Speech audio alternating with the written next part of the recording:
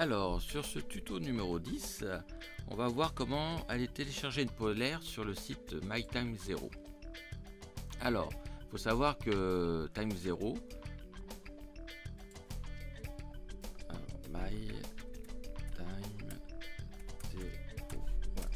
il faut savoir que quand vous achetez le logiciel, vous avez donc, on avait déjà vu au départ qu'on pouvait avoir ce qu'on appelle un extranet, donc on était obligé d'avoir un compte.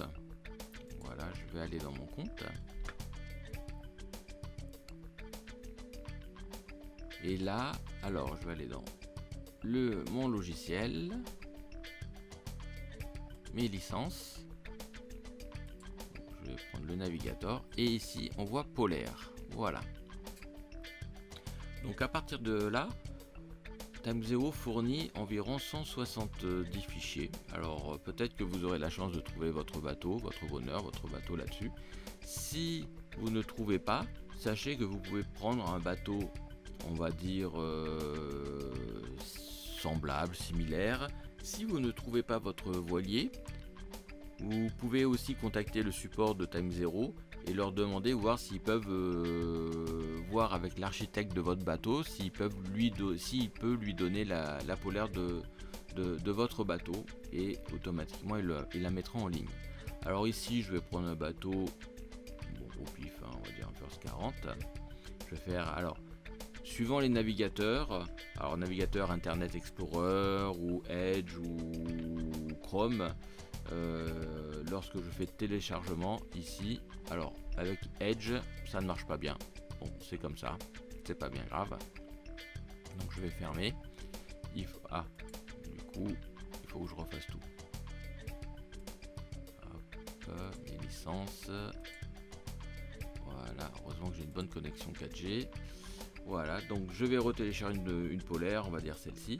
Et alors du coup avec Edge, vu que moi je travaille avec Edge, je fais un clic droite et je vais faire enregistrer la cible sous.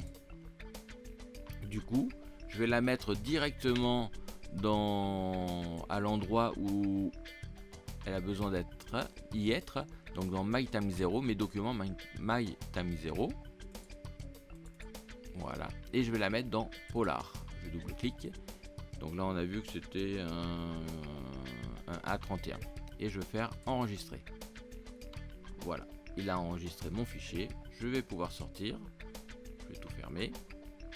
Bon, mon fichier Time0 est déjà ouvert. Et là je vais faire ouvrir un fichier polaire. Et dans cette petite fenêtre, je vais pouvoir aller chercher ma polaire. Donc je vais faire parcourir. Et là je vais arriver directement dans où j'ai téléchargé donc le fichier polaire. Donc ici c'est Olivier, document MyTime0 Polar, et comme on a vu tout à l'heure, j'avais téléchargé le fichier le bateau A31 en fichier XML.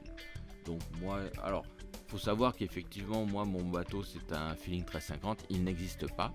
Donc j'ai pris un Swan 46 qui ressemble, de la même période, de la même année, qui ressemble sensiblement au Feeling 1350. Et bon, pour faire bien, je l'ai renommé, j'ai mis Stella Maris 3, donc le nom du bateau.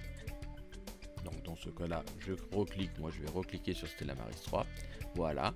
Ici, alors j'ai un fichier polaire vague et un fichier polaire voile.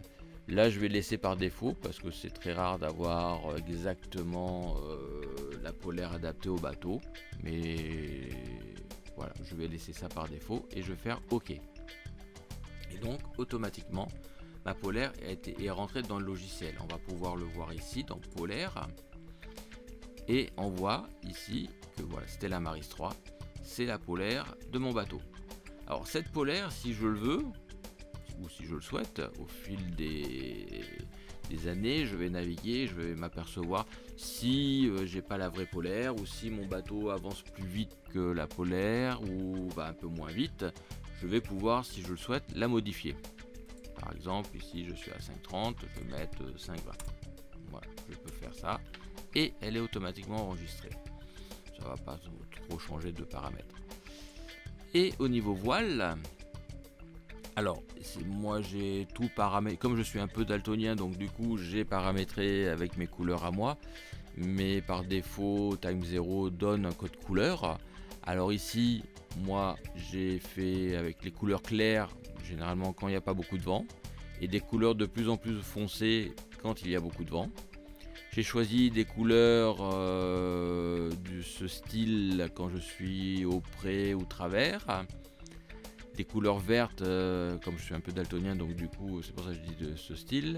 Des couleurs vertes pour quand je suis de travers, et les couleurs jaunes quand je suis vent arrière. Et automatiquement, j'ai bon, ça noircit, ça fonce rouge. Je me dis là, sauf qu'il peut, 49, je veux pas y aller. Donc voilà. Alors bon, pour ceux qui vont pas se rappeler de la comment dirais-je, du code couleur, on peut très bien aller dans Tank 0. Il y a un outil qui s'appelle on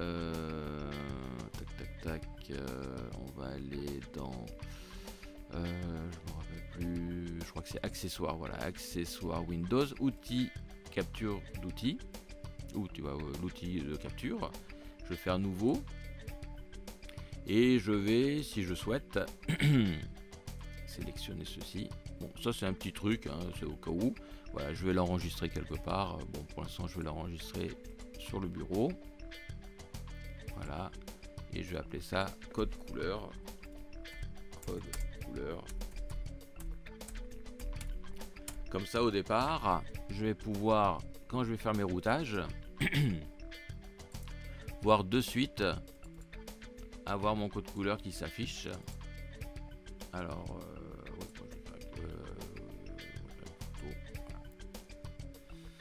voilà, comme ça j'aurai automatiquement mon code couleur. Alors là, je vais pas le mettre. Je vais revenir sur Tank 0. Voilà. Donc l'avantage évidemment de la polaire, ça va être la possibilité de faire un routage météo. Donc avec une météo de style haute résolution comme les fichiers AROM et une polaire, on va pouvoir commencer à étudier ce qu'on appelle le routage météo.